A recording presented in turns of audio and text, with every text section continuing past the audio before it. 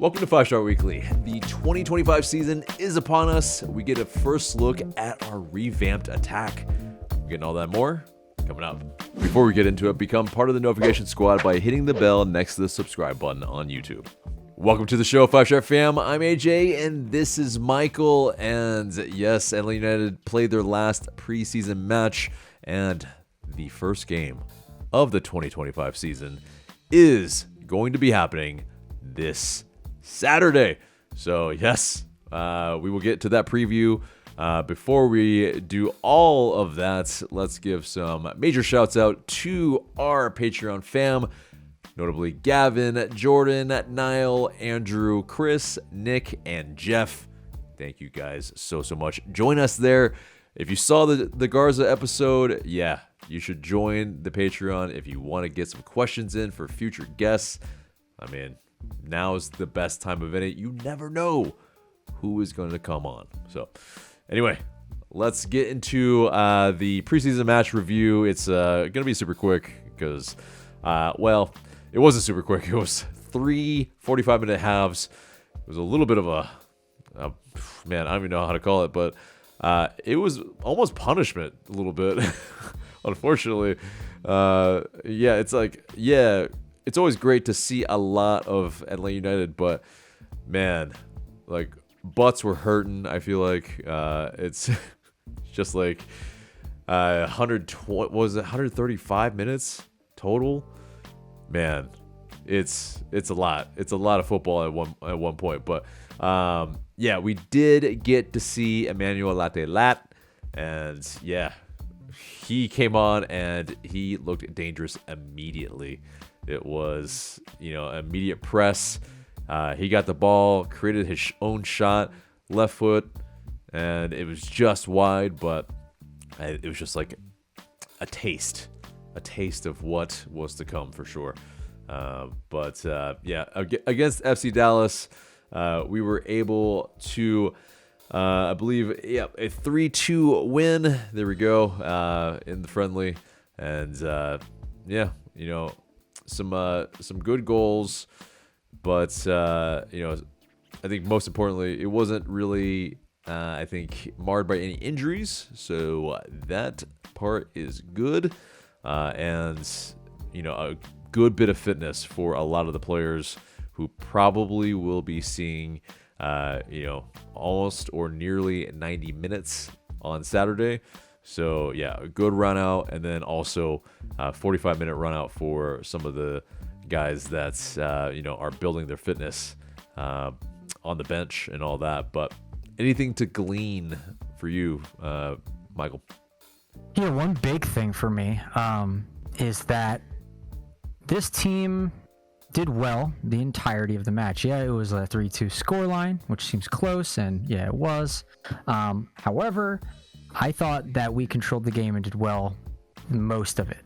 I didn't see any glaring errors that were, like, oh, goodness gracious, this could absolutely be, the screw that falls off, that has then the wheel fall off, that then derails our season, right? It's like that one screw in the movie The Martian that shuttle that comes undone, and then it makes the whole thing off balance and off weight, and it screws up the whole mission. Yeah, I don't think I saw any of that.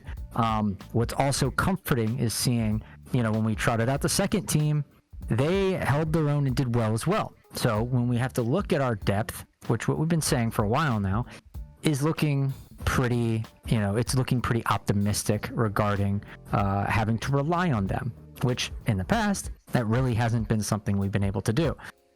So it hasn't been, large, significant drop-offs when we've had to, change out, whole cloth entire teams. And that's, to me, extremely comforting. Yeah, indeed. And, I think also comforting is Saba scoring. And, yeah, the brace that he got on the day.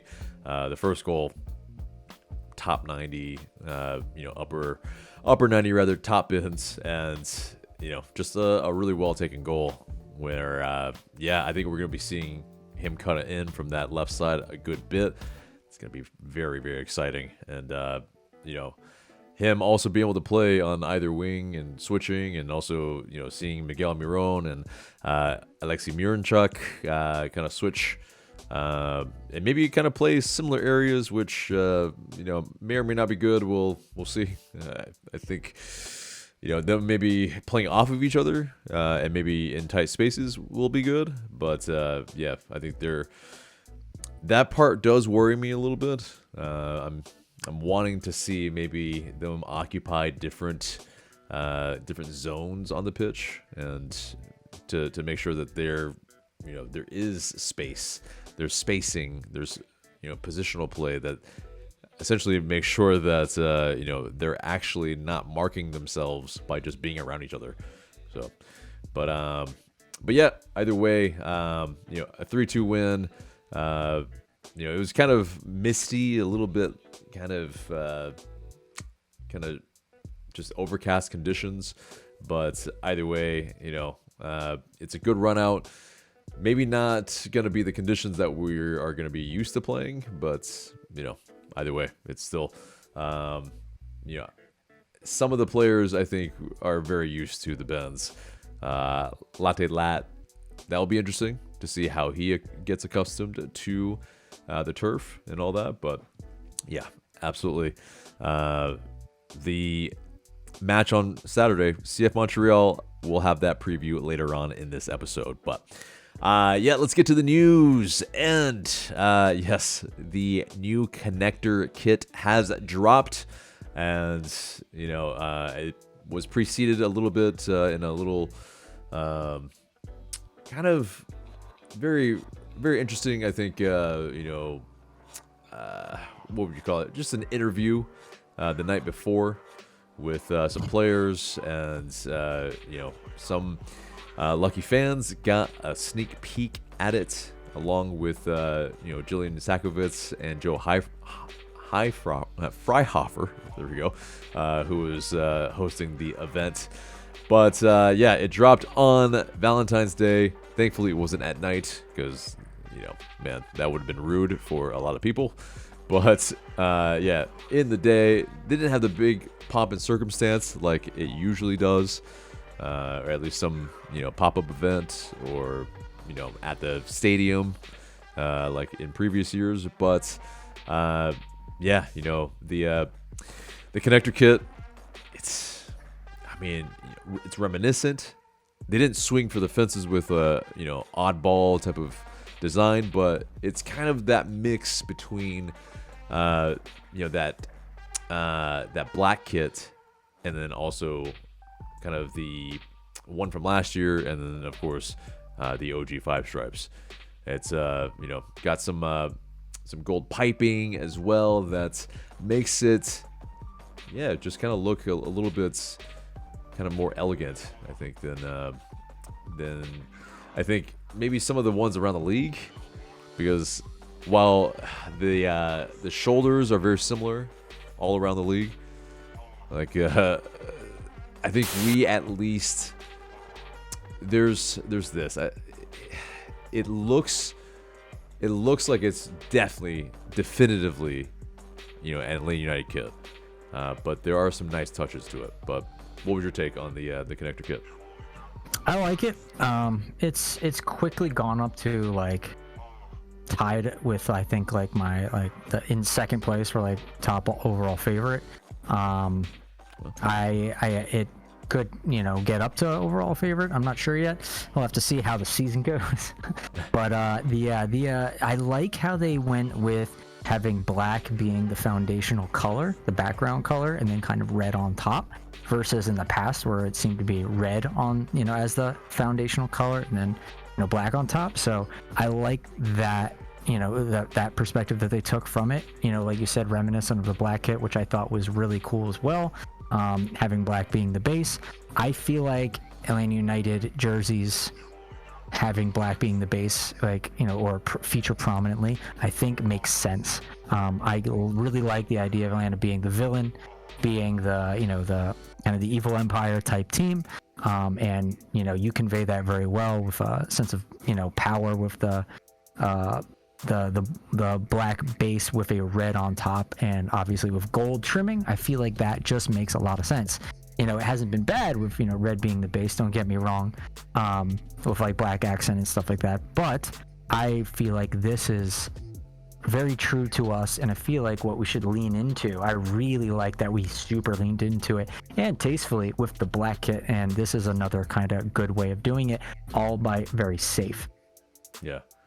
I mean, it's again, there's not something there's not anything oddball about it. It's pretty much like, okay, yeah.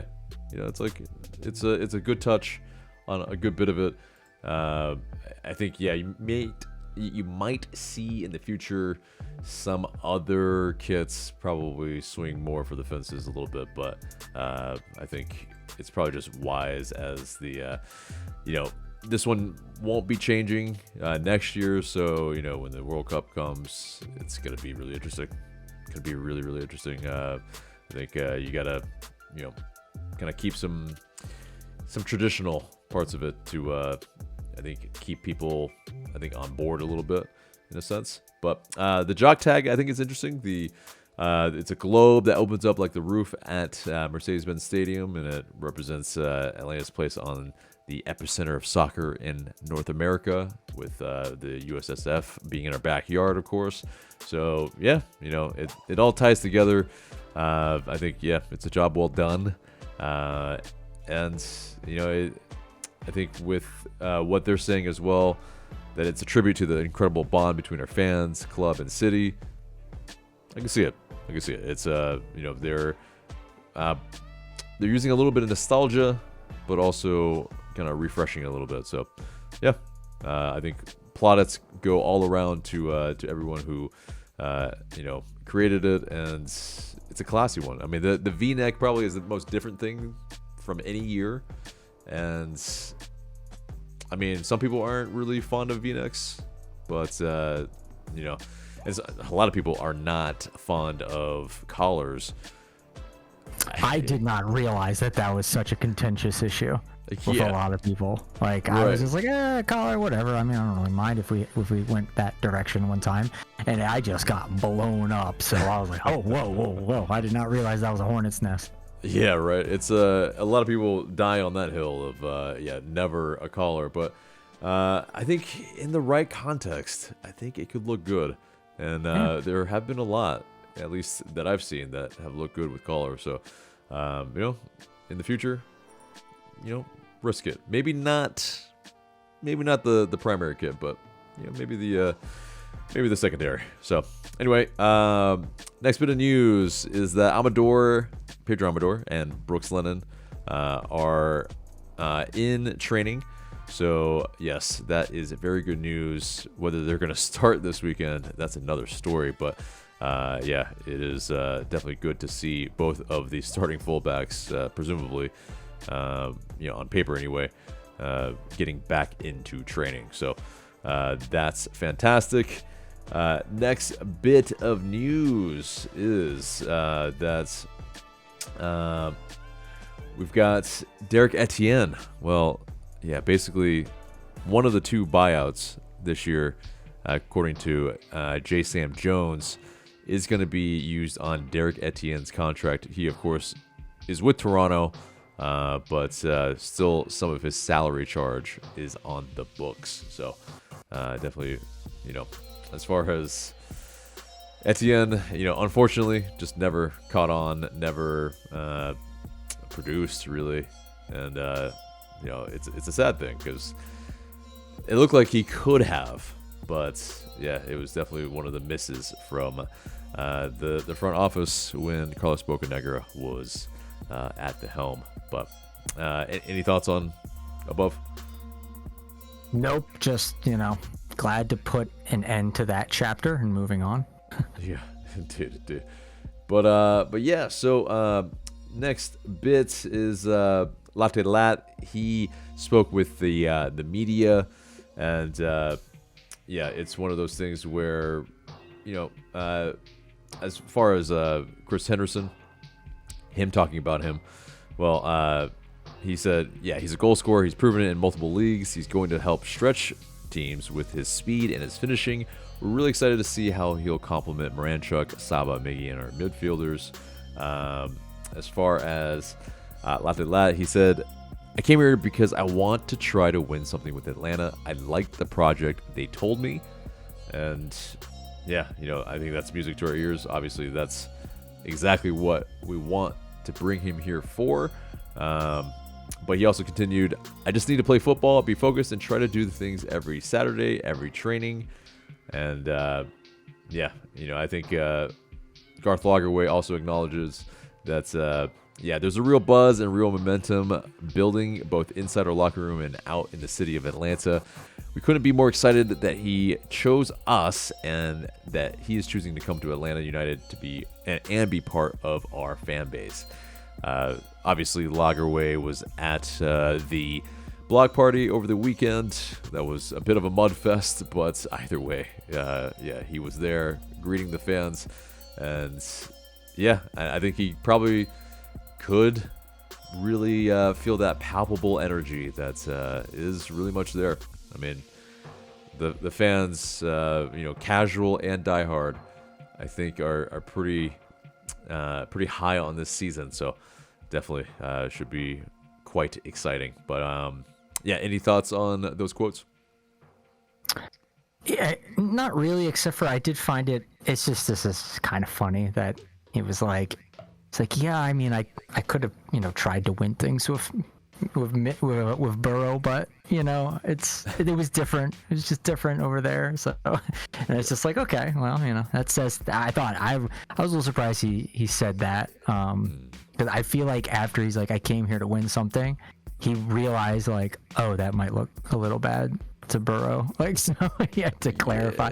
I thought that was kind of funny, but overall, no, I thought all of his comments were good. I mean, the idea was like, and I've been saying this for a while, like, I want Atlanta United to sign tried and true killers, right? Like guys who can absolutely make big impacts, not just on the team, but in the league. So this seems to be one of those signings, and I hope it really works out. Indeed. I think, yeah, a lot of players, or not players, a lot of fans are high on Latte Lath. And yeah, I think it showed with the turnout that was at Atlantic Station at the team store. People there at 10 a.m. And yeah, to see Latte Lath, Miguel Miron, and of course Alexei Moranchuk. So yeah, it was that's as star-studded as it gets. It's our 3 DPs, and yeah, line out the door to, I don't even know, like very far into Atlantic Station rather. So yeah, definitely amazing to see. It's the excitement is back. It is absolutely back. But yeah, that does it for the news, and it gets us to the mailbag. You guys send in these questions through IG story and Discord.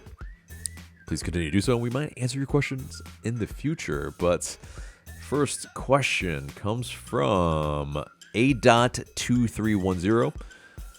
Says, loving the shape of Latte Lath. His pressing in preseason felt amazing, and I'm very excited and think he could be one of the best strikers this season. Miggy has also shown his strength and been very impactful. Click has had great chemistry too and fitting in nice. Not a question, but yeah, I think he's absolutely correct. The pressing felt really, I think, refreshing because, yeah, I mean, there's, yeah, Jamal Tiare, I think, does a good job of pressing. But, some of the other strikers that we've had kind of have left a little bit to be desired in previous years just because, yeah, they're maybe, I guess, the quality of their pressing and maybe the quickness of their pace just doesn't really quite do the job. But, yeah, that little cameo that he got on Saturday, poof, just a taste. Just a little bit of a taste. Like it. But, yeah, let's see. Next question comes from JNWin20. How does our team shape up against the likes of Miami? It seems like our offseason was as big as Miami's when they got messy. I don't know if I'd go that far, signing arguably the best player in the world.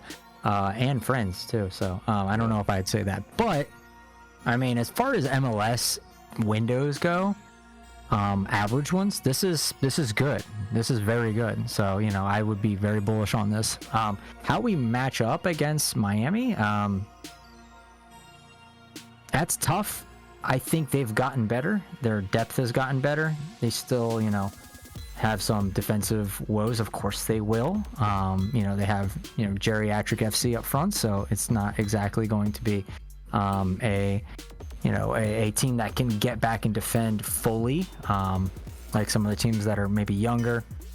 So, it's I still think that they are going to be at least a decent amount still open. I think they'll score a lot and still be a little leaky, maybe not as leaky as they were last year, at least against us when it came to Atlanta playing them. But I still think since we've increased our firepower, we can score on really any team in this league at will. At least that's what theoretically I believe to be the case at this point. Of course, things can break down and things can turn different directions, but on paper, I feel like there is no defense in this league that is just going to completely stymie us at every turn. So, and including Miami. So I think like a game, Atlanta versus Miami, it always has impressed and has been extremely entertaining. And I think you will also find that to be the case again this year. I don't know if we will still kind of have their number, but I still think the door is wide open for that. Yeah, no, it's all really well said. I think, stacking up against Miami, obviously against the GOAT, it's tough. Miguel Miron is not Lionel Messi, but I think the pace of our attack, the clinical ability, our ability to press is going to be scary.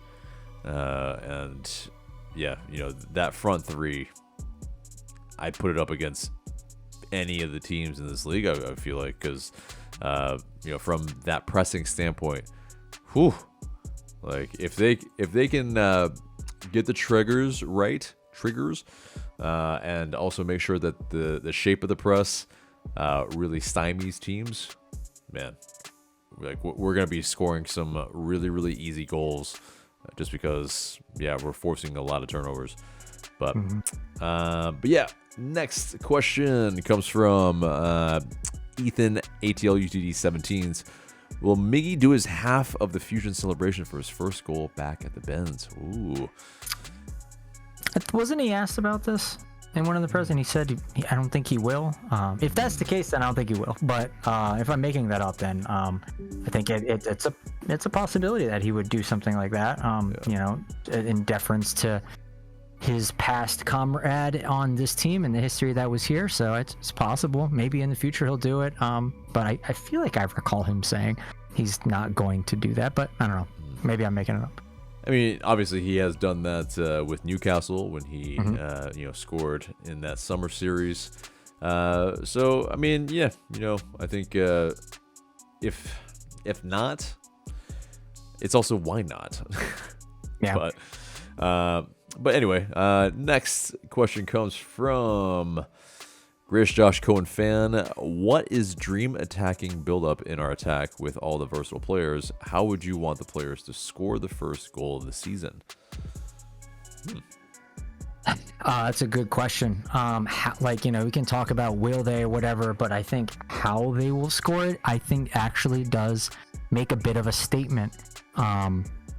I don't think it's super consequential how they do it, because I think once you get the train rolling, it's going to be hard to stop this team. And I think it inevitably will be, starting rolling even on game number 1, Montreal. I think we'll score at least a couple. I don't know how they will do it. I would prefer it to be the swashbuckling style. That would bring everyone back to the feelings of 2018. Immediately, if that's how we score the first one, especially if Miggy is on the end of it. But that doesn't have to be the case. It could be Latte, it could be Saba, it could be anyone, getting on the end of that run and just kind of slotting it home, and just as long as the defense appears to be torched and that they just didn't have an answer for what was done to them, that I believe will set the tone, and that's the way I'd want us to score our first goal. I like it. Yeah, I'm thinking maybe it's a good team goal where maybe Schleich wins it in the middle of the park. He lays it off for Click, where he finds Saba in behind. Maybe it's a cross over to the other wing where Miggy is able to get on the end of that.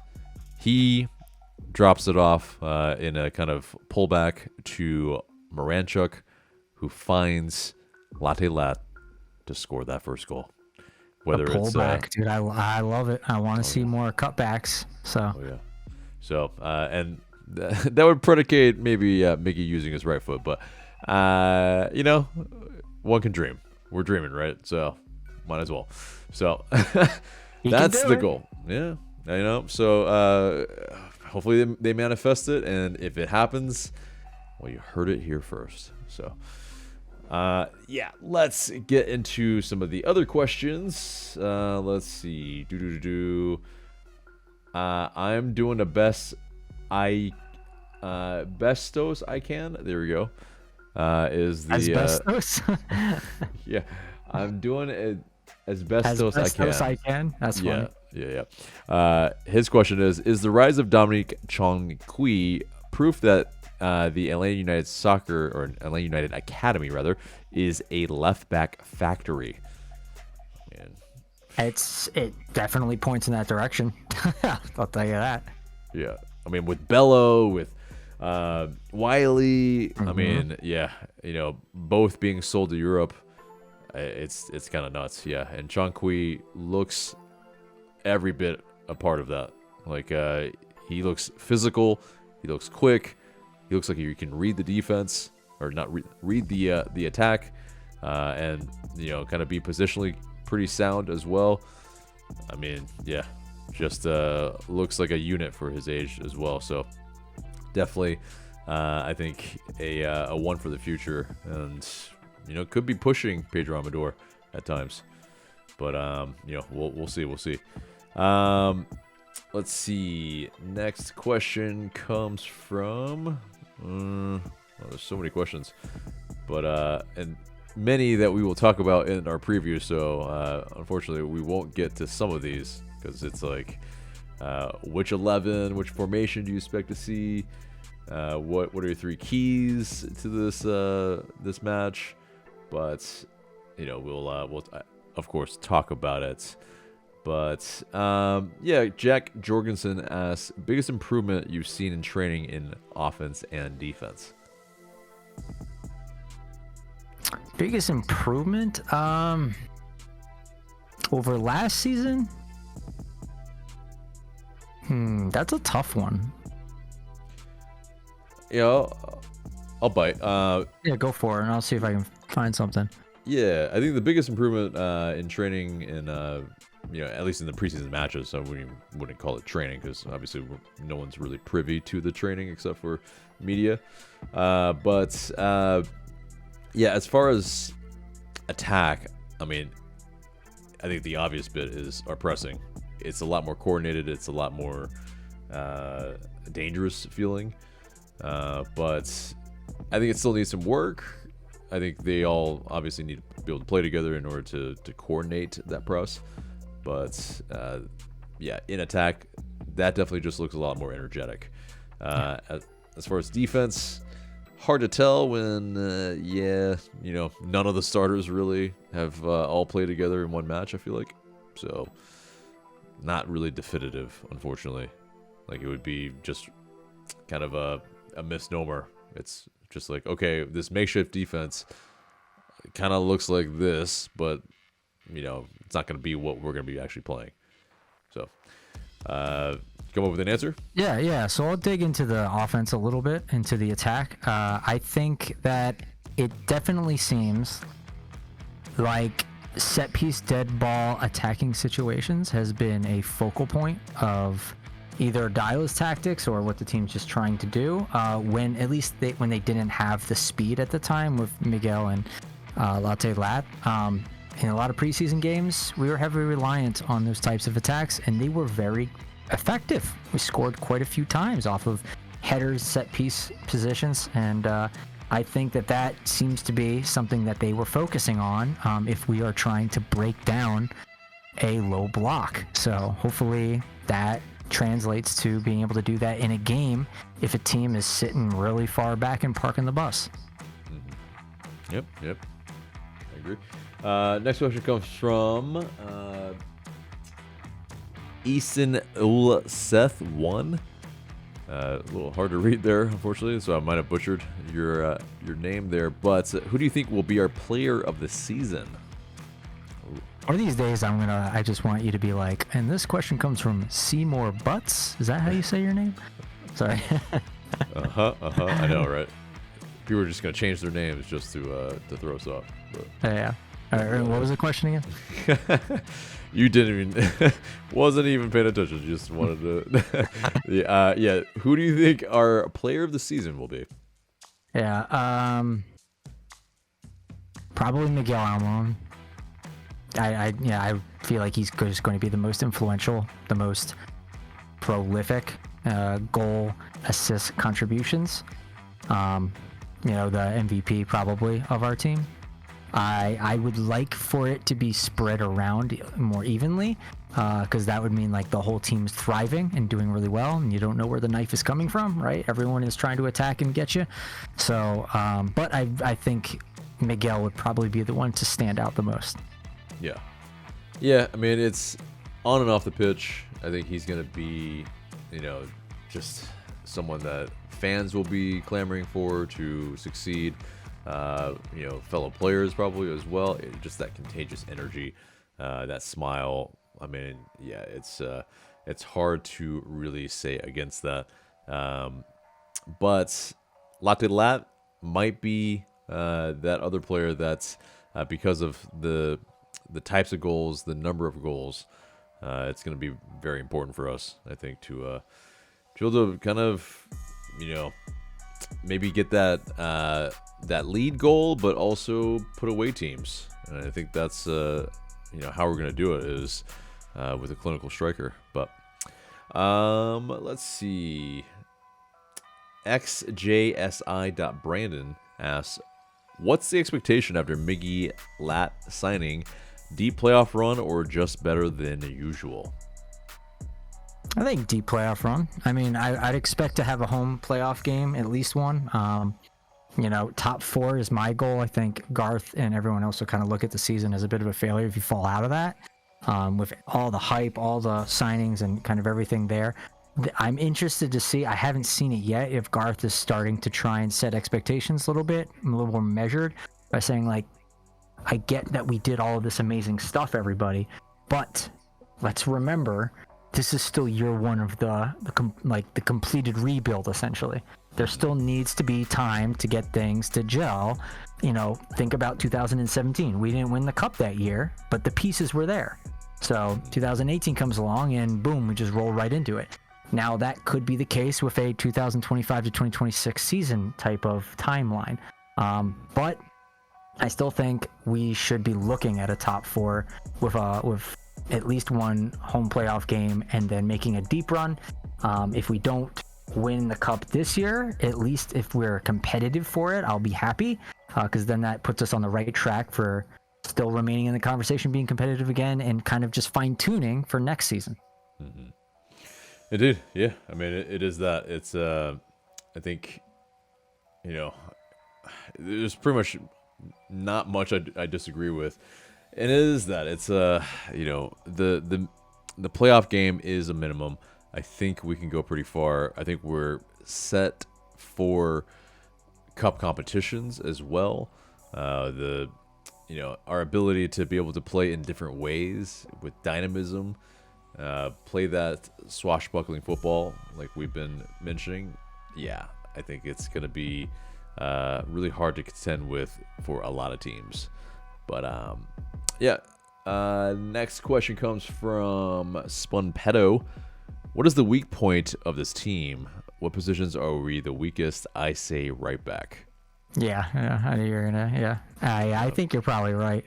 With Brooks Lennon's kind of frailties with defensive effort on the right side, and that's kind of a little bit by design with his focus on being flung so far forward in the attack all the time.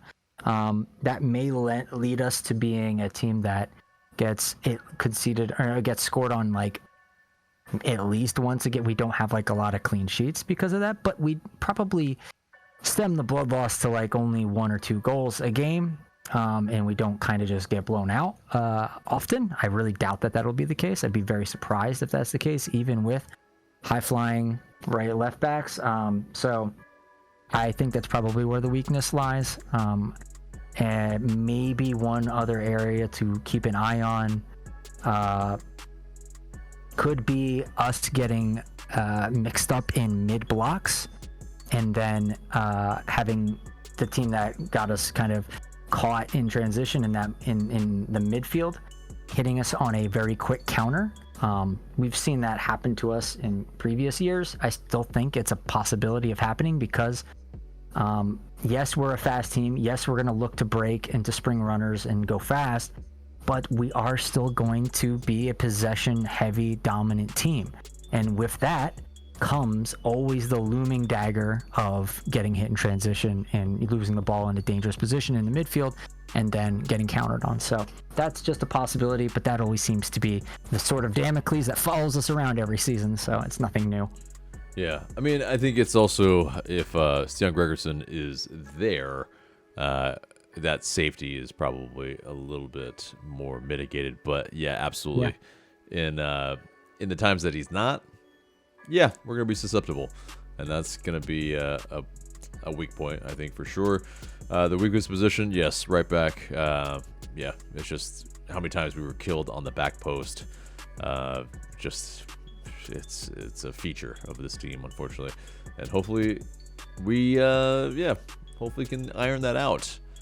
Hopefully somebody has said something to Ronnie Dyla, and that okay, yeah, let's just make sure that that back post is always covered. Someone stays switched on, but yeah. Last question comes from Harry Lodge. Fantasy League. Yes, we are doing a fantasy league, and so technically to a degree. But check out our Discord. Hop in there. There are some great prizes to be won in that sense, and yeah, it's I don't even know what to call that. What's that case that we have? The Pelican case.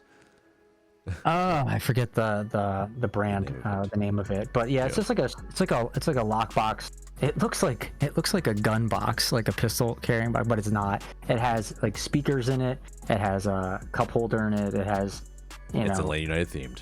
And it is Atlanta United themed. It has Mercedes-Benz stuff on it as well. It has electronics, and it's an interesting thing that you can use to weather the environs with whatever you put in there. And it can also bring you some interesting, I guess, music. There are speakers on it. Yeah, so amazing stuff there. Go check it out in our Discord to possibly win it. I think they retail for north of $100, so there's just that for your information. Boom. Well, anyway, so that does it for the mailbag and gets us into the match preview. And yes, 7:30 on Saturday, Atlanta United will be playing CF Montreal. And, of course, it's the first match of the season. Well, yeah, the last 6 for Atlanta United versus CF Montreal, we won 3. They have also won 3. There have been 0 draws. So, yeah, it is feast or famine. So someone's going to win and someone's going to lose, probably. So, oh, yeah. At least what history says. But... we'll find out with our predictions later on in this preview. But, yeah, basically, CF Montreal have gone with young talent all over the pitch. They, of course, also have former Atlanta United player George Campbell on their side. Jose Martinez, of course, has left them to join the San Jose Earthquakes. A flurry of departures as well. Matias Coccaro, Gabriel Corbo, Raheem Edwards, Victor Wanyama as well. But Fabian Herbers, he has joined via free agency. Jalen Neal, Prince Owusu, Hennady Sinchuk, Giacomo Vitoroni have all joined this offseason, and Veroni will be their striker up top. Definitely a very young side, plays with that 3 center back look that we've seen when we've played them. But basically, the pundits, not so high on them. They're as low as 15th, which is pretty much, I forget how many teams are in the Eastern Conference this season, but wooden spoon territory. And then, Osvaldo Alonso has them in 8th. Otherwise, everybody else kind of pretty much has them in the double digits of the Eastern Conference. So, very interesting. A team that's probably a little bit more transition, trying to retool with some younger guys. But Laurent Courtois, still the head coach. They finished 8th in the Eastern Conference last season. Might not be able to have that fortunate a finish this season because a lot of Eastern Conference teams have gotten incredibly better. But so let's get into our predicted starting 11. So and we were the ones who knocked him out too. Yeah, we were the ones who knocked him out, exactly. But despite letting Joseph get a brace on us. I know. God, man. Yeah, it's in spite of all that, in spite of our beloved former striker doing bits against us. But let's get into that starting 11. I think it's obvious Braguzan's going to be between the sticks. The real question is who's going to start in the back line. For fullbacks, who do you got? Fullbacks, I guess I don't know if Brooks is going to be ready. Yeah, neither. I don't Hernandez think on the right for me. Yeah. Mm-hmm. And I think Pomodoro might still be out as well, or at least he'll be cautionary. So, how do we have on the left? I forget. Yeah, I mean, it'll be Dominic Chancui, at least I think for me. I'm already? We really need to work on that. I know. I'm not I'm not afraid to put him out there, but damn, so. Right, for sure. I mean, because it's either that or Matthew Edwards on the right and then Ronald Hernandez on the left. And, Edwards has gotten a little bit more time, but I think you want to maybe do a little bit of this, kind of the natural foot on their side. But it is also this, CF Montreal, not going to be the hardest side probably to play against. Chancui might be able to do the job, I think, in this one. But,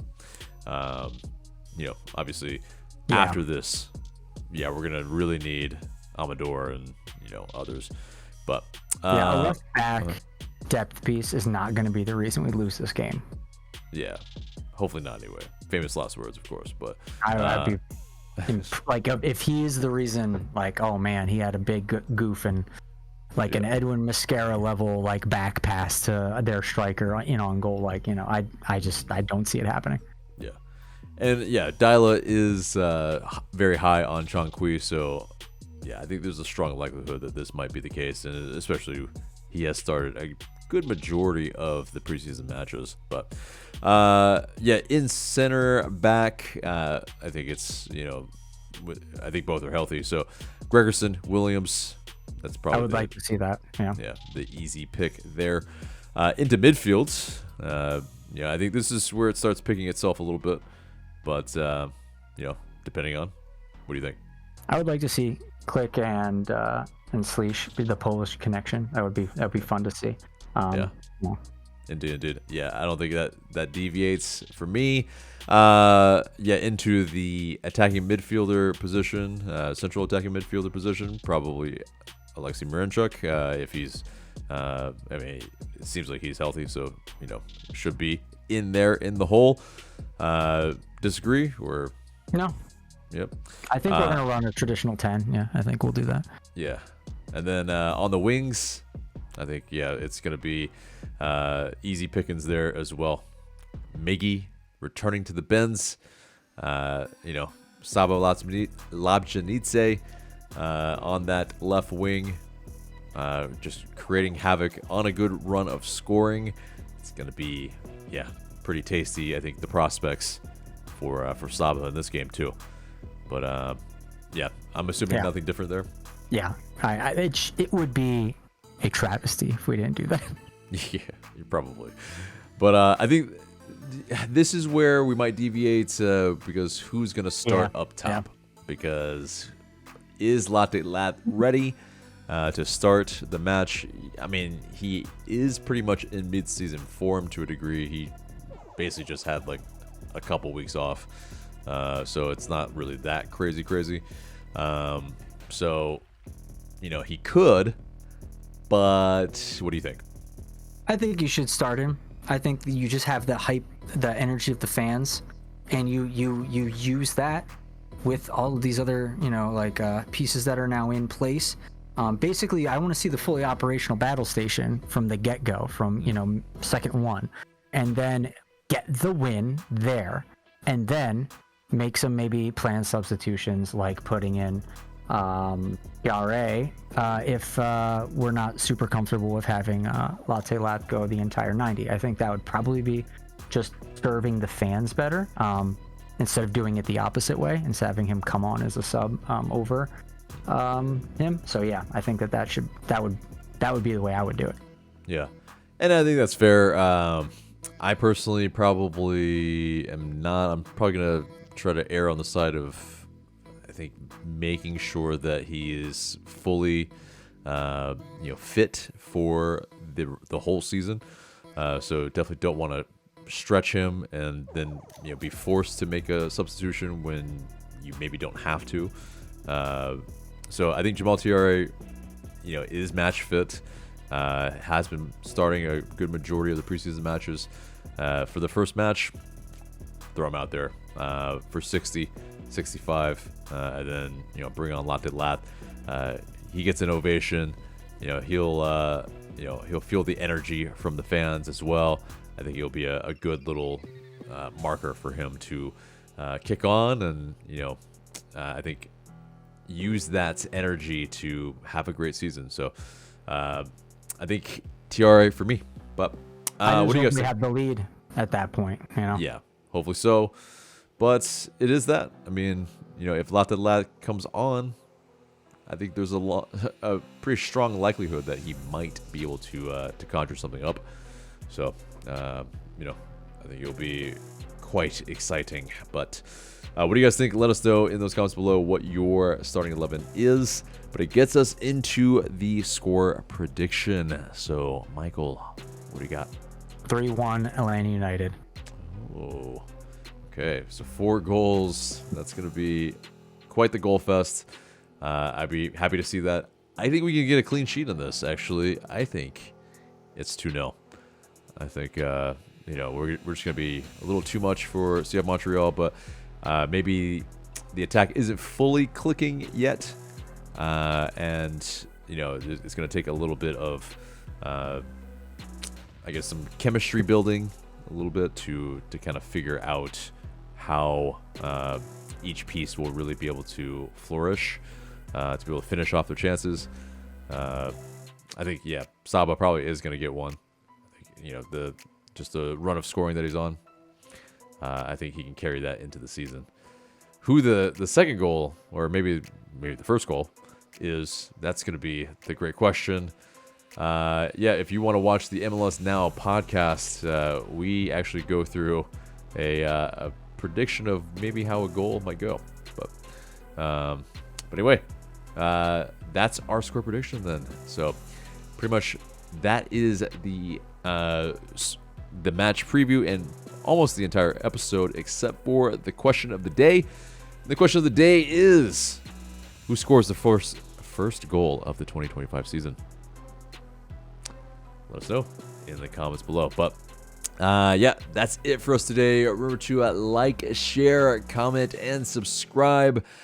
That's been Michael. I've been AJ. Thank you so much for watching, and we will see you in the next video.